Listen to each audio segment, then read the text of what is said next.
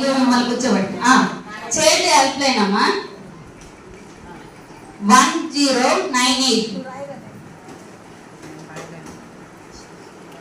Women's help line 181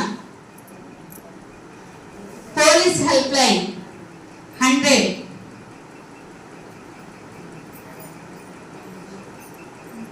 జాతీయ అత్యవసర help line 112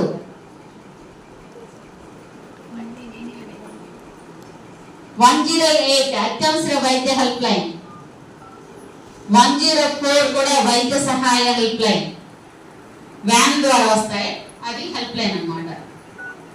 తర్వాత 190 సైబర్ నేరాల గురించి, అంటే సెల్ ఫోన్లో మీ అకౌంట్స్ ఖాతా ఖాళీ అయిపోయింది, మీ డబ్బులు ఎవరో దోచేశారు, దానప్పుడు ఏం చేయాలంటే 1930కి ఫోన్ చేయాలి. తర్వాత ఫైర్కి సంబంధించి ఎక్కడైనా సరే మీకు మంటలు చెలరేగినప్పుడు 101కి కాల్ చేయండి. తర్వాత గ్యాస్ లీక్ అయి గ్యాస్ పేలినప్పుడు కూడా 1906కి ఫోన్ చేయాలి. రోడ్డు ప్రమాదాలు జరిగినప్పుడు 1073కి కాల్ చేయాలి.